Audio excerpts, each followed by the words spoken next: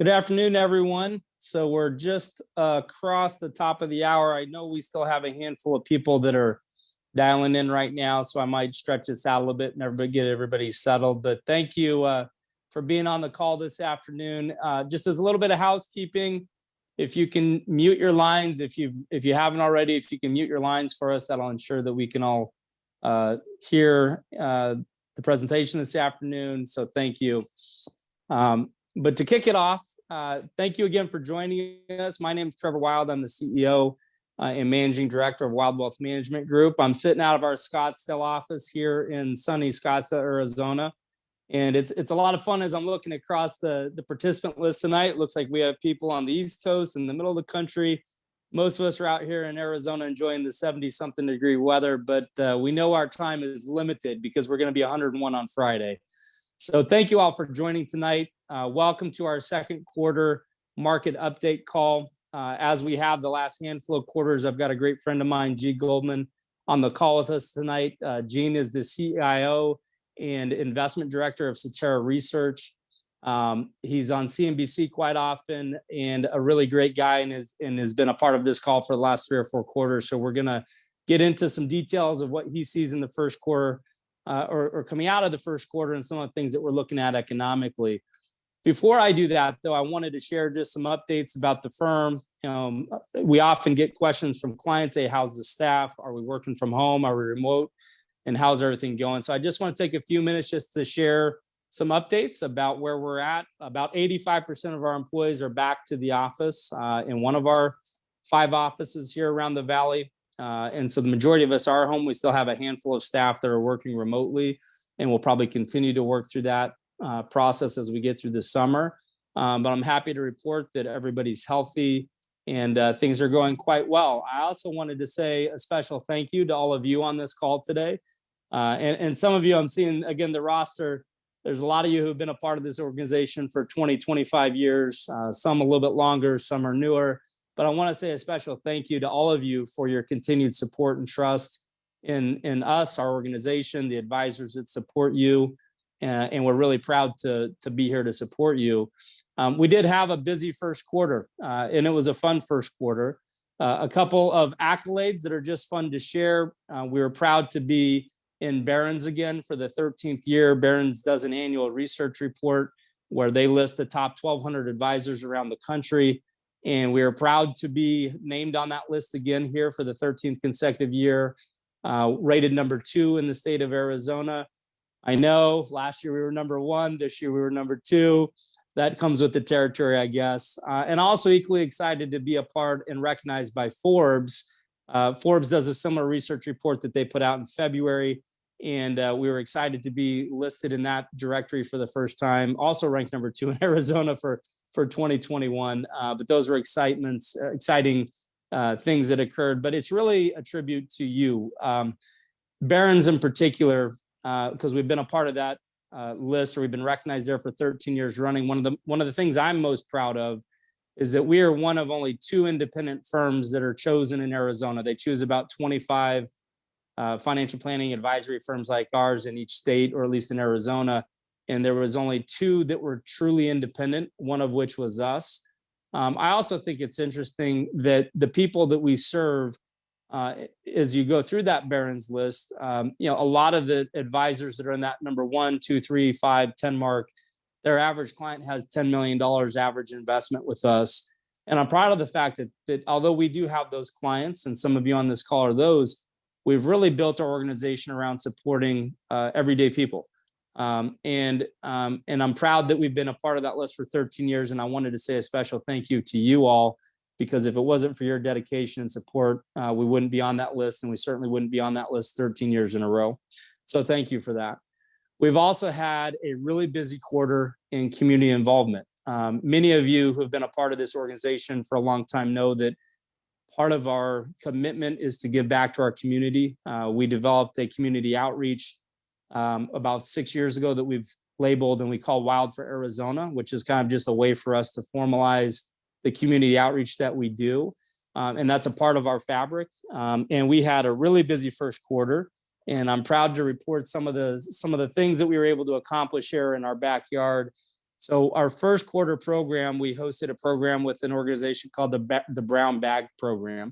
The Brown Bag Program is a non-for-profit organization here in Scottsdale that primarily delivers food to veterans and elderly that can't drive. Many of them are disabled and they can't get around. And we reached out to you. So part of what we do every quarter is we choose a charity, and we commit to helping that charity, but we also reach out to our clients.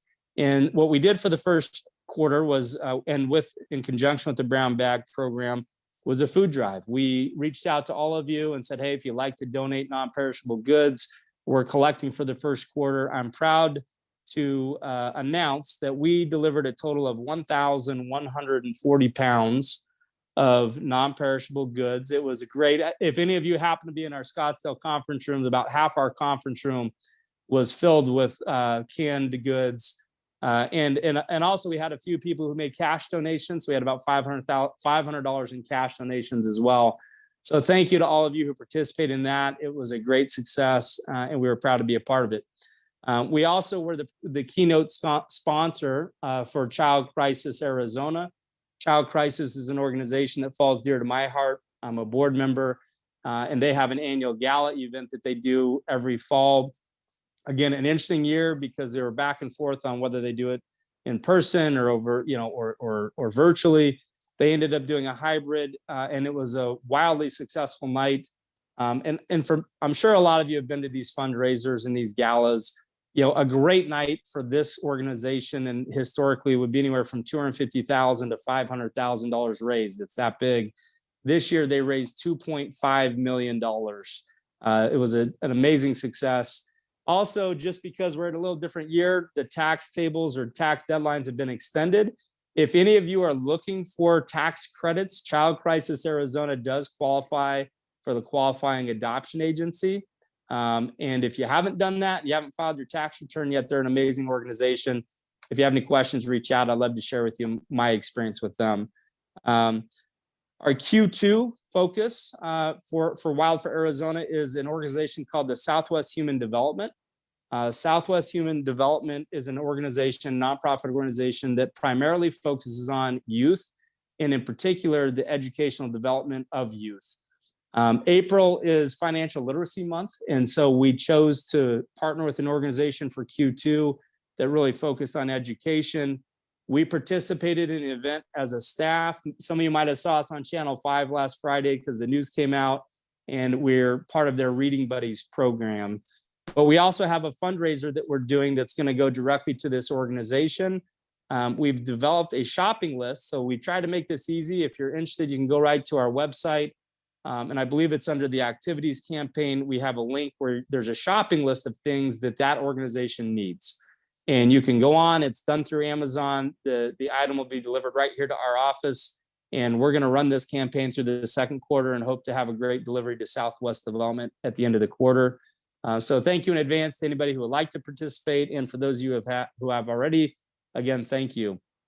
I'm also really excited to announce, and you guys are the first to hear it, we don't have, or we have a press release getting ready to send out. So you'll probably see this through email and some press releases that we'll be doing over the course next month. But I'm really excited about two things that we're going to be announcing, and they're scholarships. We've been working in partnership with our broker dealer, which is Cetera, and their nonprofit organization called Caring Cetera. And we've created a scholarship fund that is in partnership with ASU and the Business College at ASU. For a financial planning certificate.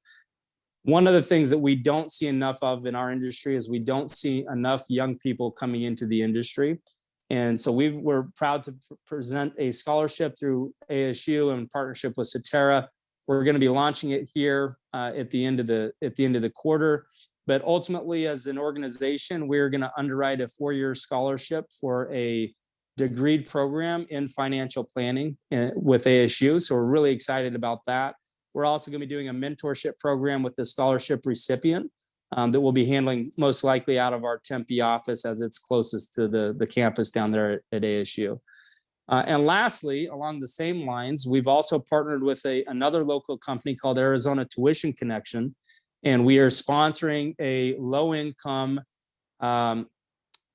scholarship for private school here in Arizona. Now, this scholarship is a little bit different.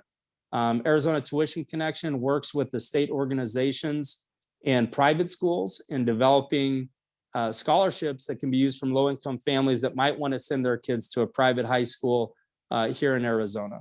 And we've just completed that with Arizona Tuition Connection and Notre Dame High School up in the north part of Scottsdale. And we're super excited about that, and pleased to be telling you guys here first. You'll see some press releases coming out here in the next couple of weeks, but we're excited to announce that and looking forward to, again, making a continued impact in our community, in particular the youth in our community. So without any ado, thank you for giving me that time up front, but without any ado, I'd like to reintroduce Gene. So many of you who have been on this call with me before have heard Gene talk. Gene is the CIO and Director of Investments for Cetera Research.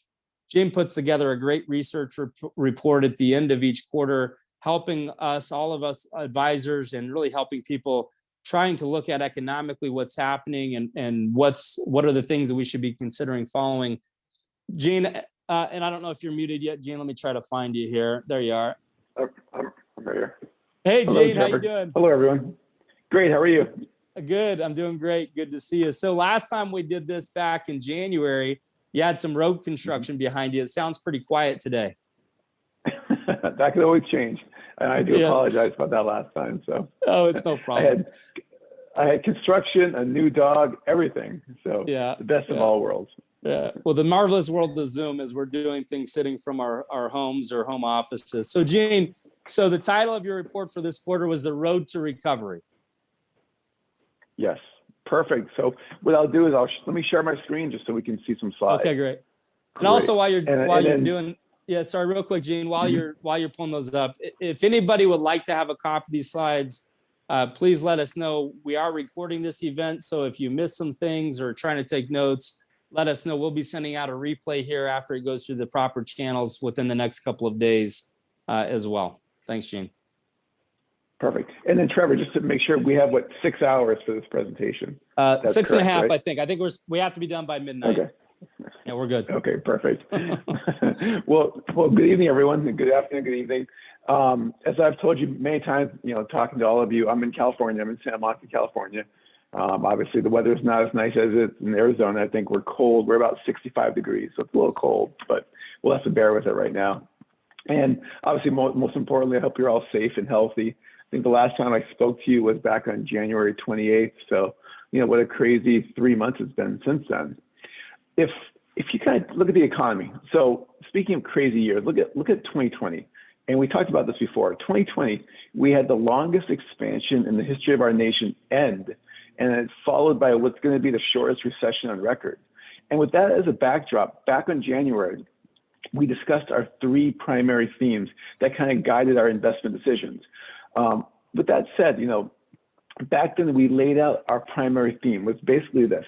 We have an uneven recovery at that point in time, followed by what is likely going to be a very broadening economic recovery. So an uneven recovery followed by a very volatile recovery. And with that in mind, it all panned out. I mean, you've seen the data. The data has definitely improved dramatically. If we look at this next slide, our themes today are very, very, very similar to what we laid out before. The slight difference is that the economy, we've kind of moved along into the sharp recovery.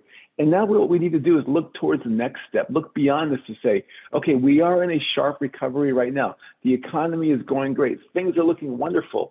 But more importantly, what's down the horizon? What things we have to be looking forward down the road? So with that said, here are the 3 themes we have going forward for the rest of this year. So number 1, as the services economy and the labor market continues to improve, this economic recovery will further broaden. So it's great news. Number 2, later this year, we do see some what we call headwinds, some mounting headwinds, some mounting risks. And why do we talk about things so far in advance, like later this year? Well, if you think about the stock market prices in events about 6 to 9 months in advance. So we sort of need to kind of get ready for these things that we're seeing down the horizon so that we can start to reposition ourselves so that we can be better prepared. And the third theme is that market volatility will still be elevated. I know market volatility is kind of winded down a little bit, but we do see some key things that we're looking at to say market volatility will increase pretty dramatically. Overall, as we said back in January, we remain very, very positive in 2021 from a stock market perspective. And you think about this, if the stock market has just a normal year, and a normal year, if you think about like historical numbers, the stock market has averaged about 9.3% since like 1933. And if you have a normal year, a 9.3% return, and earnings are expected to rise about 28, 29%, you'll see what's called multiple contraction, where basically valuations come down and it creates a more healthy market. I know I'm getting into the weeds, so we'll talk more about this later, but with that said, these are the three investment themes we have for 2021. And let me kind of dive into each of these and provide you a little bit more details behind this. So the first theme, the economy is recovering very, very fast. And this is the best news. This is phenomenal news. And what we point to is three things. Number one, the vaccine and the number of people being vaccinated. Number two, the amount of stimulus that's in the economy. And you and I, we've all talked about this so many times, but there's a lot of stimulus in the economy. And number three is this, I don't have a fancy term for this, but we call it like a coiled economic spring. There's a lot of pressure in the economy to just do really well. Lots of great news coming down the road. So again, I'm not a marketing guy, so I don't really have a great term for this, but it's like a spring ready to just open up. So again, the vaccine, stimulus, and this exciting economic data. So let me go into the first one. And you've seen this already, and this is sort of news you've seen, but we have great news on the vaccine and the number of people being vaccinated. If you look at the slide, you can see the number of Americans, and this is through early mid-April, the number of Americans being vaccinated is dramatic. At one point in time, we were averaging about 3 to 3.2 million people being vaccinated per day. That's great news. Today, it's come down a little bit. It's down to about 1.5 million people being vaccinated. But at the end of the day, more and more people are being vaccinated here in the United States. And just from a comparison standpoint, look at the struggles in Europe. I mean, Europe is really struggling. Look at the UK, look at France, look at Germany. And clearly there's a very different type of feel in terms of the United States being vaccinated versus other countries. So the vaccine, in this next slide, it provides this really great light at the end of the tunnel. It basically says that people like you and I, we're more confident that there is a light at the end of the tunnel. And you see this in simply a consumer confidence index. So consumer confidence, it's a bunch of data points to say, how confident are we as a consumer? And you see on the far right-hand side, consumer confidence has picked up. And again, a lot of this is the fact that when more of us are being vaccinated, we can get out there, we can spend money, we can go to restaurants, we can go to bars. Again, things are opening up dramatically. So the next slide, the next positive is just the amount of stimulus in the economy. And we talked about this before, but again, I want to really talk about this because it's a very important point. The second sort of positive driving this economic recovery is the speed and the size of the monetary and fiscal stimulus in the economy. So let's start with monetary stimulus. And we talked about this before, but so we're all on the same page. Remember the Fed, and the Fed is in charge of monetary policy. And the Fed does a lot of things, but the simple thing that they do is raise and lower interest rates. So when the economy is going too slow, they lower interest rates. When they lower interest rates, car loan rates, home mortgage rates, home equity loans tend to decline. It's a great way to stimulate the economy. And the opposite occurs when the economy is going too fast. And if you think about this recession that we are in, not really in, but it has not been officially declared over, but let's face it, it's over. If you think about the recession back in March of last year, the recession started around late February, early March.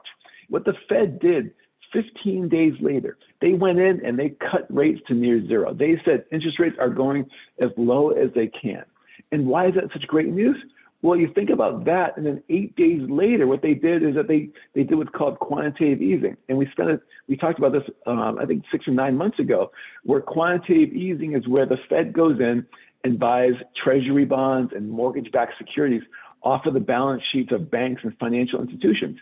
What does that happen? What's the result of this? Well, now these banks that had all these bonds gets replaced with cash.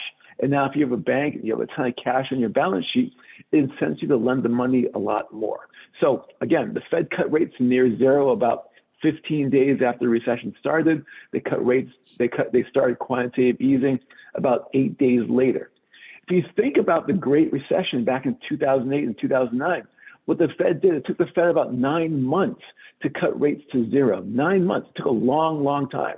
Again, the speed and the amount of money applied to the economy continues to linger through. And again, I'll talk about this more in a second. On the fiscal side, this is the government. And we talked about this before. The fiscal side is the government spending money to help stimulate the economy, cutting taxes, infrastructure, things like that. If you look at this slide, and this slide is one of my favorite slides to show stimulus. On the top of the slide shows monthly personal income. On the bottom of the slide shows basically stimulus, just government outlays. And what you saw in the middle of the slide at the top, you see that the personal income dropped dramatically late last year, last March and April and May, because what happened? People lost their jobs, income dropped dramatically. But if you look down to the bottom of the slide, basically fiscal stimulus more than exceeded the loss in income. So this recession that we are in is the first time that we've seen personal income rise during a recession. This has never happened before. Again, first time we've seen personal income rise during a recession because of government checks, because of stimulus checks, because of increased unemployment benefits. All this says is that the stimulus is really helping the economy. It helped protect the economy on the downside very quickly. If you look at this next slide, if you take all this fiscal and monetary stimulus and you add it together, why is it helping the economy so much? How can it keep helping the economy? Well, if you take all that money together, all the money that's been approved and earmarked, it's about $12 trillion. It's about 55% of US GDP. If you look at this chart though, only 6.4 of the 12 trillion, 6.4 trillion of the 12 trillion has been dispersed or committed. So then that's that dark purple in the bottom. All this slide shows is there's a lot more ammo, there's a lot more stimulus that's going to go through the economy. If you think about that stimulus package earlier this year, the $1.9 trillion stimulus package that was passed, that it was and is a huge boost to the economy. Let me give you an example. So remember March last year, I think it was March 20th or March 22nd of last year, the government passed the $2.2 trillion CARES Act. And what happened, the economy really didn't benefit too much from that package, because back then, if we look back at that data, what did people do with that money back in March of last year? The number one thing they did with it is that they paid down debt. The number two thing they did with that money was that they put the money in the bank. So you paid down debt, you put money in the bank. Why did that happen? Well, because back in March of last year, we had no idea how long the pandemic was going to last. No idea. It could have been another year, 3 years. No one knew exactly. Today, because of the vaccinations and because of the vaccine, there is that light at the end of the tunnel. And we are extremely confident there's going to be a lot of this money, the stimulus money, that's still flowing down. It's going to be spent dramatically in the economy. Let me give you an example. There's a group called the Tax Policy Center. And the Tax Policy Center is this nonpartisan group that really monitors spending of the government. And basically, they said that the new relief package that came out earlier this year, this relief package would boost annual cash income from all Americans by about 3.8% on average, 3.8%. But more importantly, though, if you take the bottom 20% of income earners, they will see a 20% increase in income this year. So again, the bottom 20% of income earners will see a 20% increase in annual income because of the stimulus package. Why is that so important? Well, because the bottom 20% of income earners tend to have a 4 times multiplier in times of what they tend to spend money on. So long story short, it's going back to economics 101. It's that old marginal propensity to consume. Basically, there's a 4 times multiplier in terms of income coming in times what you spend it. So it's all great news. I know I kind of went into the weeds in this, but again, all the stimulus is going to help the economy on a go-forward basis. The third positive, again, behind this sort of this broadening economic recovery. So again, you've got the vaccine, you've got stimulus. The third positive is really this coiled economic spring. And the great news, as you see here in the slide, GDP, and GDP is sort of the measure of output of our economy, has been rising dramatically. And it's clearly risen quickly and fast. Remember, third quarter last year, GDP rose about 33%. Fourth quarter last year rose over 4%. And then we saw this morning, we saw first quarter GDP come in at 6.4%. If you exclude the third quarter of last year, when GDP jumped 33%, if you exclude that quarter, This quarter that just ended has had the fastest growth since the second quarter of 2003. Huge, fast growth in the first quarter. And if you think about, today versus pre-pandemic levels, we're only about 1% below pre-pandemic levels. Again, the economy has recovered quickly and fast. But as we talked about back in January of last year, not every business and not every person was recovering earlier this year at the same pace. And I want to show you an example. And we talked about this before. Remember consumer spending? Consumer spending is about 70% of GDP. And it's you and I buying stuff, okay? If you look at this slide, what we do is we plot goods spending, so spending on like TVs and cars and refrigerators, along with spending on services and like going to restaurants and bars. And because of the shutdown in the economy, if you look on the far right-hand side, that light blue line, spending on services actually went flat to down, whereas spending on goods, that's the purple line, actually went up dramatically. So this is the first time we've ever had a recession where we've had a services-led recession. Usually services spending increases and goods spending on cars and TVs and stuff tends to drop dramatically. Like if you look on the far left-hand side, you see the purple line drop dramatically. That's spending on cars and TVs and goods. And you can see that drop dramatically. That's a normal recession. This recession we had last year is the first services-led recession. So why do I keep talking about this? Why do I keep talking about services? Because we need services spending to increase in order for this economy to continue to go on a go-forward basis. The good news is this next slide. Services is picking up dramatically. So this slide plots one of my favorite data points. It's called the ISM, which stands for the Institute of Supply Management. There's two versions. There's manufacturing and services, and this is the services index. And what this index is basically it's a monthly survey of purchasing managers all across the country. And there's also versions for every country out there too. But basically, they're asked questions, these purchasing managers. How's business? Is it getting better? Is it getting worse? How's hiring? How's firing? How's competition? How are prices? A bunch of qualitative data. Whenever this index goes above 50, it's considered expansionary. Below 50, it's considered contractionary. So above 50 is good news. Plus, this index has a high correlation to S&P 500 market returns. It's a very great index. If you look at this chart on the far right-hand side, look at that services number, 63.7. That is a record high. Services is bouncing back quickly and fast. People are going to bars. People are going to restaurants. This is great, great, great news. Again, this is great for the economy, especially when you consider that about 70% of U.S. jobs are services related. So it's really great news. Speaking of services, if you look at this slide is something we built. It's called the Social Distancing Recovery Dashboard. When you look at past recessions, what we tended to look at was data like GDP, inflation, employment rates, things like data points like that, because most recessions were goods-led recessions.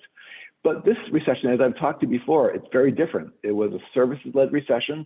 It was also a recession where personal income actually rose.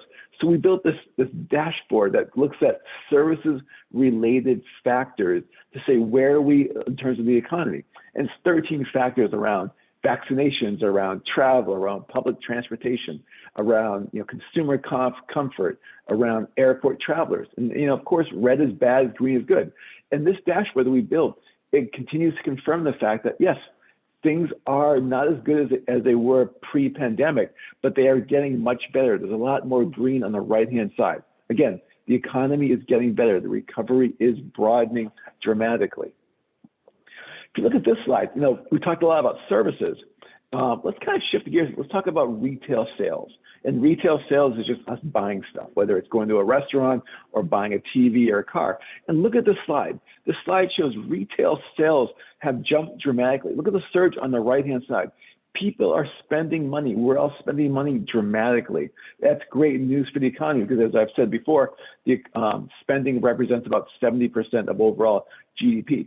Here's a really cool fact about this slide, is that during the great financial crisis, from 2008 to early 2009, it took us about 40 months to get back to pre-Great Recession levels of retail sales.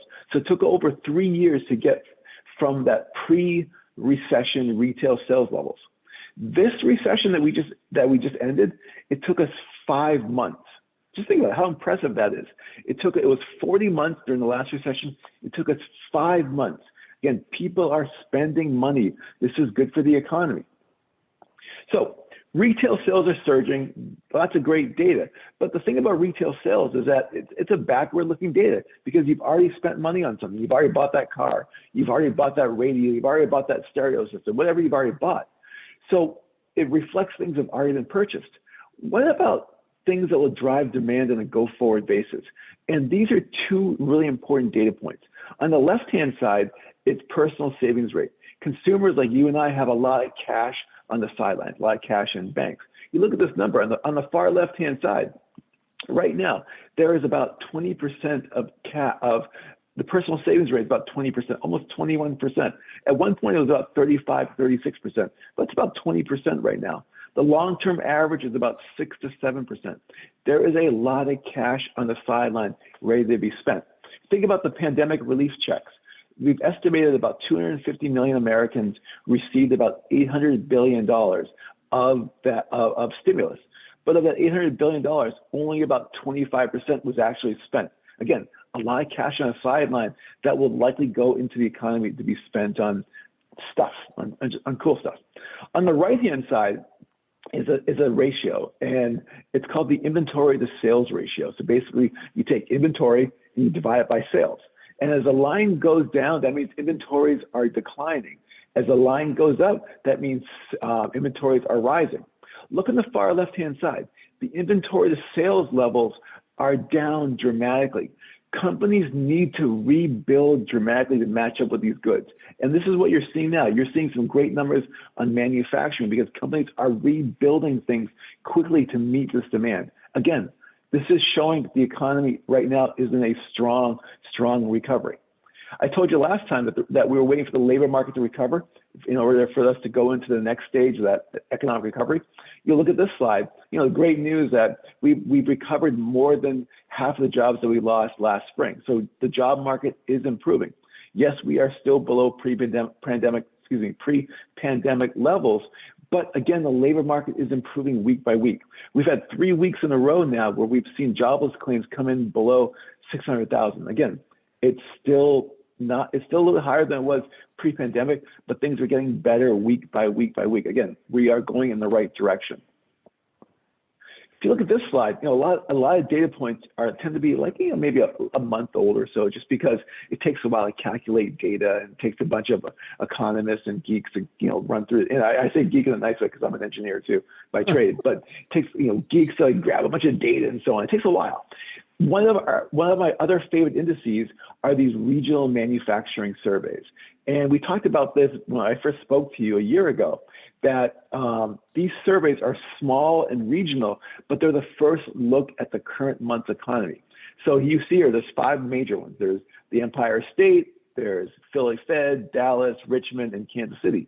And you can see on the far right-hand side, these have risen dramatically. Again, this is the first look at April's economy. Again, things are going well. Things are getting much better. And these are manufacturing surveys. These are businesses rebuilding that inventory to meet consumer demand. Again, things are all going great. The economy is going wonderful right now. If you look at this slide, and I know I apologize, I had a lot of slides, but I was really disappointed because last time I spoke to you, I talked talked too much about the uneven recovery. And I really want to spend more time on the good news. But if you look at this slide shows the IMF's economic outlook. So the IMF is the International Monetary Fund. It's a group that it's a non-political group basically that calculates, they do a bunch of things, but they calculate economic growth estimates.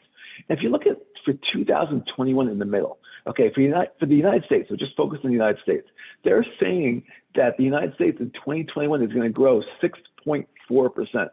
That's a great number. But what's more important is that the last time they introduced this number, and this number came out April 6th, the last time they introduced this number, they brought out a number, was back in January, and back then it was 5.1%. So just in a matter of 3 months, they boosted their estimates for U.S. GDP growth by about 20%, 25%. Again, Growth is happening extremely fast, extremely quick. This recovery is going on, and we are in the middle of a very strong economic recovery. So that's the economy, and the economy is doing very, very well. And you can look at many, many different data points that, you know, I can run through hundreds of different data points that to show you how the economy is doing well right now. Let's look towards the stock market. And the stock market, as we talked about before, it's a very forward-looking mechanism. The stock market is pricing in good news around the vaccine, around stimulus, and around this economic data. But you think about economic data. If you have the stock market, what happens is that the economy is getting better and better. What generally happens is that companies sell more stuff. They sell more widgets, they sell more just stuff. When they sell more stuff, a company gets stronger earnings, and if earnings grow, what happens is that investors tend to buy the shares of the companies. So I made lots of assumptions, but basically, you know, strong economy equals good corporate earnings, which equals stock market performance.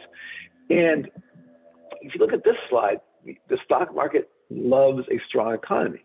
And this slide shows earnings growth. And you see on the far right-hand side, earnings growth is surging dramatically because the stock market and the analysts and the consensus is saying, listen, we see the economy is very strong. We see earnings are going to be very strong. Again, FactSet, and FactSet is a company that produces lots of earnings estimates. They're expecting earnings to grow this year 28.8%. And that number keeps moving higher and higher. You know, just about 3 or 4 months ago, they were saying for this year, we're looking around 25 to 24%. It keeps growing because they're ratcheting earnings up. Earnings continues to look very, very strong. This is really good for the stock market. Okay, so things are on an upswing. Things are really good, and we're really feeling confident about this economic trajectory. But remember, as I said at the beginning, the stock market prices in events about 6 to 9 months in advance. The stock market today is up about 12.1% year to date. And the reason it's up is because investors are seeing a strong economy, they're seeing strong corporate earnings, and they're saying there's lots of good news in the economy today, and that this optimism will continue on a go-forward basis. Again, the stock market is saying things are going really great right now, and it's going to continue on a go-forward basis. Our opinion is that there's some headwinds on the horizon that we need to be very careful about. We need to watch carefully. And there's 4 that we cite really, that we're focusing on. Number 1 is a front-end loaded economic growth cycle. Number 2, rising inflation and other input costs. Number 3, taxes. And number 4, China. And China is starting to reduce their stimulus in their economy. So let me talk about the first one. I really want to spend a lot of time on the first one because the first one seems kind of strange, that a front-end loaded economic recovery. Why do we worry about that? The economy is still growing, right? So if you look at this next slide, the next slide, it's one of my favorite slides, okay? I know I say favorite all the time, but this is actually one of my favorite slides. And this is plotting the current expansion along with the last 8 expansions. And we draw them in each line. The red arrow shows the current expansion. And what you see in this expansion versus the other expansions is that this expansion has started like gangbuster. It surged much more quickly than past expansions. As a side note, the long maroon line on the bottom, the really long line, that's the expansion that ended last year, the longest expansion in the history of our country. But you can see here that this expansion is starting so quick and so fast. So the question we have to ask ourselves is this as good as it gets? Will we start to slow down, still grow, but will growth start to slow down relative to other expansions? Also, are we at what's called peak growth? Are we seeing all the good news right now? Remember that slide I showed you before on IMF? Even the IMF said in 2022, earnings will not be as strong. The economy will not be as strong as it is in 2021. So again, the question is this expansion, this gangbuster start to the economy, is how can it continue to go at the same pace? And sooner or later, as we go from an early cycle stage in the economy where we are right now, we clearly are in the early cycle stage. Eventually, we're going to start shifting into the mid-cycle where things are still growing, but they're starting to slow a little bit. This is what we need to worry about because markets today are pricing in strong growth, the strong expansion on a go-forward basis.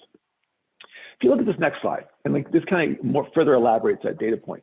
So as I talked about before, the economy does well, you sell more stuff, earnings go higher and people buy your stock. That's sort of, again, a bunch of assumptions in there. The stock market loves a positive surprise, and a positive surprise is when the data point exceeds expectations. So what I did is I applied this data point called the Citi Economic Surprise Index. And what it says is that whenever a data point exceeds its estimate, comes in above expectations, a positive surprise, the line goes higher. And if more positive surprises, it goes higher and higher, more positive and higher and higher. But then when the line goes down, that means data points are coming in less than expected, below expectations. As you see on the far right-hand side, we had some great positive surprises. Now the surprises are becoming less and less because so much good news is factored in economic data points. So that's the first point. Again, we're worried that the stock market is pricing in all this great news that they think that the stock market will think things is going to continue on a go-forward basis. Again, this expansion is extremely front-end loaded, and we are in the early part of the cycle. Sooner or later, we will start to transition into that mid-cycle. The second concern, the second headwind we have is what you're hearing all the time: rising prices, rising inflation. So remember that PMI we talked about? Again, above 50 is good, it's expansionary, below 50 is bad. Well, within that PMI, the ISM PMI, Purchasing Managers Index, there's a bunch of subcomponents. There's components like employment, like new orders. We love looking at the new orders component because that shows where the orders are coming from. This component shows what's called prices paid. And this is what manufacturing and services companies are paying. And you see on the far right-hand side, look at that. Those prices are jumping dramatically. Prices are rising so fast. And this makes sense because A, you've got some shortage on commodities. You've got the Suez Canal incident. Here I live in California. The Long Beach port is really blocked up because you can't get stuff through there. You've got increasing demand as we all go out and try to buy things. You look at used cars. Used car prices have surged dramatically. Look at new cars. New car inventories have dropped dramatically. There's almost no inventory. Look at homes. There's very little inventory out there. There's so much demand out there, which is putting pricing pressure on everything out there. So why is pricing pressure so important? Well, first of all, the main reason is that if companies have to factor in higher prices in their cost of goods sold, all of a sudden their profitability declines, they earn less money, and all of a sudden the stock market says, oh, hold on for a second, earnings are not growing as what we thought we'd see them. Those positive surprises don't come in, and boom, all of a sudden you start to see some weakness in terms of stock market performance. If you look at this next slide, this is an example of a commodity. This is copper prices. And we talked about this before, but obviously Trevor loves his Moscow Mule, so he's the big buyer of copper. But other than Trevor, there's a ton of people out there buying copper. Copper is one of the most important components of manufacturing. Copper at one point hit I think it was today or yesterday, hit $10,000 per ton. It's jumping dramatically because the average American home has 400 pounds of copper. The average American car has about 50 pounds of copper. Copper is so important. Look at the price of copper. Copper is jumping dramatically. So prices are rising. What does this mean? You look at bond yields. So bond yields, especially on the slide on the far right-hand side, because, copper, rising inflation, it makes bond investors say, well, you know what? If inflation is rising, I want to be compensated more for this rising inflation situation. So what does that mean? Bond yields have to go higher. So what happens if bond yields go higher? You have higher mortgage rates. You have higher borrowing costs. It costs more for companies to borrow money. Think about the 30-year mortgage. Here in California, at one point for a non-conforming loan, it was like 263. Now they're over 3.25. Again, mortgage rates are jumping dramatically. And you look at this slide. This slide shows that the number of mortgage applications, because they're being impacted by a part of it is less supply, but part of it is also higher borrowing costs. We've seen mortgage applications drop in 10 of the last 12 months. So again, rising inflation is impacting the economy slowly. Lots of reasons behind this. I know the question I will get is, what are our thoughts on inflation? Inflation, we do believe we're on the same page as the Fed. There is going to be a huge jump in inflation. Inflation is going to jump because people are buying more stuff. There's going to be a huge dramatic jump. Also, there's what's called the base effect. And you guys are going to hear about base effect constantly. You're going to hear about base effect so much.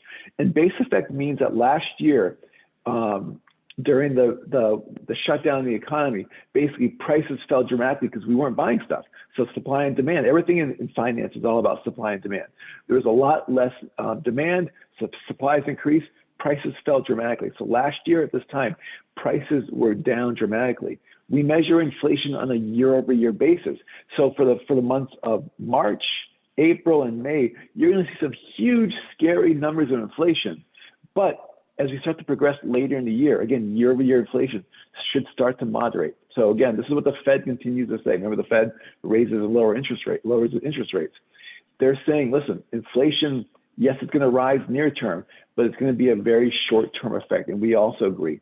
Keep in mind, too, that wages are a major component of inflation, and wages are a little stagnant right now. Also, productivity helps to reduce the effects of inflation, and productivity is improving. So there's a lot of headwinds, a lot of things that we believe that inflation will be short-lived. Also, long-term for inflation, inflation is in a downward trend because still have some globalization. We still have technology advancements. Think about this right now, a Zoom meeting, okay? I'm on a Zoom call with you. Pre-technology advancement, I would fly out and do a meeting face-to-face, think about the costs involved. Here at the Zoom meeting, we can do this very efficiently and very quickly. This is where inflation will be kind of cribbed at a top point. So I know I went off to an inflation tangent, but we get a lot of questions about inflation. Yeah. Okay, so these headwinds, okay, you've got the surge in the economy. Number two, you've got potential inflation. The third thing is just debt and taxes. And if you look at this slide, if you think about this, for 2021 so far, we've seen $1.9 trillion stimulus package earlier this year. Biden is talking about, and I'm not political, so please keep that in mind, talking about $2.3 trillion infrastructure package. He's also, last night, talked about the $1.8 trillion American Families Plan. That's about $6 trillion. You got to pay for this somehow. And part of this is raising taxes. And there's a good chance that taxes can be raised. Could and may be raised. If you look at this slide, the slide shows the amount of debt that we have in the economy. We need to pay it back. And again, the most likely scenario is raising taxes. Our perspective is that, a lot of stuff that he said yesterday in terms of raising taxes, a lot of stuff that he telegraphed in the last few weeks, he and his administration, is that it's a little too much, and we do believe there'll be some compromise.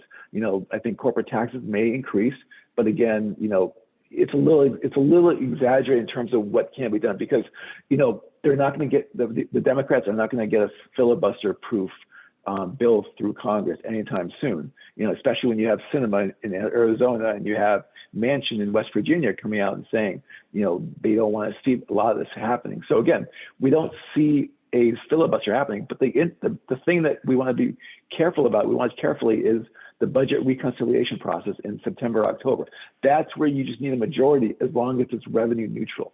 Because for it to be revenue neutral, you'll see a lot of compromises taking place, a lot of changes, a lot of tweaks. So again, we don't think the headline numbers about taxes are going to actually pass. There's going to be some changes to that. I know I got to fly this quickly. So again, the other headwind we see is China. In China, they're really starting to slow down their economy. China got us out of this global recession by really stimulating their economy. They did a lot of great things in terms of virus mitigation. But at the end of the day, you're starting to see China start to remove their stimulus. Not remove it, start to reduce it. And that concerns us because China is such a big component of our economy. Even copper, they buy half the world's copper supply. They're starting to ratchet down their stimulus ever so slowly. Lots of ramifications in terms of on a go-forward basis. So, listen, with that said, our second theme is our first theme is the recovery broadening. The second theme is these headwinds, and we need to be prepared for this. The third theme is just increasing market volatility. We have some concerns about the market that could really drive this volatility. The thing I really want to focus on is all the good news getting priced in. Remember, we're in this early cycle recovery. Things are going to start to slow down. We're still going to be growing, but things are going to not grow as fast. For those of you that are engineers out there, it's like the second derivatives are going to start to slow down. The growth rate is going to slow down. Even if you look at the slide on the far right-hand side, earnings growth is starting to slow down for 2022. Again, the markets are not really focusing that much. Instead, the market's focusing on extreme optimism. You look at this slide, a bunch of stuff here. All this slide says that there's so much optimism in the market. Investors are just bullish like crazy. They're buying, and it's a contrarian indicator, especially when you look at investor sentiment. You look at this slide. The slide shows margin debt. People are borrowing a ton of money out there just to buy stocks. And, this really pushes stock markets up, but can also hurt stock markets on the way down. All this leaves a very high valuation. You see PE ratios on forward 12-month earnings. We're at very high levels. It's justifiable with low inflation and low interest rates. But at the end of the day, this is saying everything needs to be absolutely perfect, absolutely perfect. And what you're starting to see is companies are coming out. We saw some great earnings news come out in the last few days, but companies are starting to say things are going great right now, but we're starting to reduce our full year guidance for 2021. Or we're starting to say, listen, there's a shortage of semiconductors, of chips out there, and this is going to impact our growth on a go-forward basis. So we're not saying we're bears and things are going to go bad. All we're saying is that you really need to expect a lot of market volatility, especially as things start to slow down a bit. So listen, 3 themes again. Number 1, first theme is the recovery will be broadening. It is broadening. It is here. It's jumping like crazy. Number 2, there's some headwinds down the road we need to be careful of. We need to start to brace ourselves for that. Number 3, big swings in the market. So what do you do as an investor? Number 1, diversification. Be allocated to different parts of the market in line with your overall objective. Again, talking to, Wilde Wealth Management, being involved helps you kind of be diversified, helps you're not putting all your stocks and all your eggs in one stock. You're not betting on one small thing. You're diversified. And the second thing, as I said last time, it's so very important. And as Trevor said at the beginning, stay in contact with them, be in contact. Call Trevor every day on his cell phone, ask him how your account's doing. Every single night, every hour, call. No, I'm just kidding. No, but we're in a very changing environment. As things change, as things go up and down, you've got to let them know things are changing. And because we are in a very different environment, that things are going to be a little bit volatile, we're going to be swinging all over the place. So I apologize. I know I sped up again because I was running out of time, as I realized. No, that's awesome, Gene. There's so much data points to get through. I appreciate your ability to get through it in such a short period of time. And for everybody's knowledge, I will be posting Gene's cell phone on our Instagram page and our website. So no problem. Hey, so Gene, you covered a lot of stuff. There's a couple of comments or questions I had for you that are a little bit out of the stock market, but we're getting them more. Housing is going crazy. Yep. We're seeing it here in Arizona. I know in California, that impact with interest rates where they were has got to be fueling it. But what's your take? Is it a bubble? How does this play out? What's your take here? And I know we only have about a couple minutes, but what's your take? Sure. I don't think we're in a housing bubble yet. There are some very big pockets of strength. So California, we're definitely in a bubble. There's bubbles all over the place. We are not in a housing bubble, but just pockets of strength. The problem is there's such very low supply. Like I saw some stat that right now, if you go to real estate listings, there's 570,000 homes available in the United States that are for sale. And if you look at that same number about a year and a half ago, it was about 1.3 million. There's a very low supply. So yes, there's some bubbles in parts, but again, other areas, parts of the Midwest are doing fine. So again, and the Fed has said the rates are going to stay low for a very long time. So we're not worried right now. And sorry, not to interrupt, but one quick thing, especially as the economy reopens, as people get more confident, there'll be migration back into cities again. Anyway, you're seeing rents. New York City rents are starting to stabilize. People are moving back slowly. Yeah, that's a great point. One other question, then I'm going to close out here. So the retail inventory to slides ratio, again, I know for all of our viewers who went through a lot of slides, but it caught me as it pertains to jobs, right? Is that one of the things that we're seeing is a lot of price increases. I have a client that I talked to this morning who's ordered a fridge that's going to take 6 weeks. It would normally be something that they would have in inventory. How much of that do you think was from the shutdown, right? We had this period of time, like you showed in March and April, where people lost jobs and things weren't being manufactured. And how much do you think that's driven by the continued unemployment benefits that are running out in September? I think you hit on a great net. Remember, this recession we had was a supply and demand shock at the same exact time. Again, shock, we got hit on the supply side. If you think about, let's use lumber, okay? People talk about, the price of lumber has jumped dramatically. Trees are not increasing in price. It's just that there's not enough people out there to cut the lumber to make it to make it usable. So this is putting a lot of pressure. This is what's keeping things slow. So getting a refrigerator in 6 weeks, that's amazing. It took me 16 weeks, but I got to talk to that refrigerator broker. Yeah. But no, the labor market, it's improving slowly. This will help. And the federal unemployment benefits, it's needed for parts of our society, definitely. But I heard an interview with the CEO of Johnny Rockets on Bloomberg a couple of weeks ago, and he said our number one biggest hard thing we're having is we can't find people. We can't find people to work because the federal unemployment benefits are exceeding what we pay. So there's something will have to eventually. But again, people are making more money, and that's a good news for the economy. Yeah, to that point, I had a call with a client here that have a signing bonus right now for cooks. He's been running restaurants for 30 years, and they have a $300 signing bonus. Yeah, you're breaking up a little bit, Trevor, I think. To get cooks to come in and. Okay. Well, thank you all. We've got 2 minutes remaining before we're all going to do effort and time. Thank you all for being a part of this call this afternoon. Well, we're going to be wrapping up here. Our Zoom call expires here at 4 o'clock. But Gene, I wanted to say thank you for your time. I appreciate everything you've shared with us this afternoon. For those of you on the call, thank you. If you like those slides, thank you. And everybody be safe and have a great evening. Goodbye. Thank you. Thank you, everyone.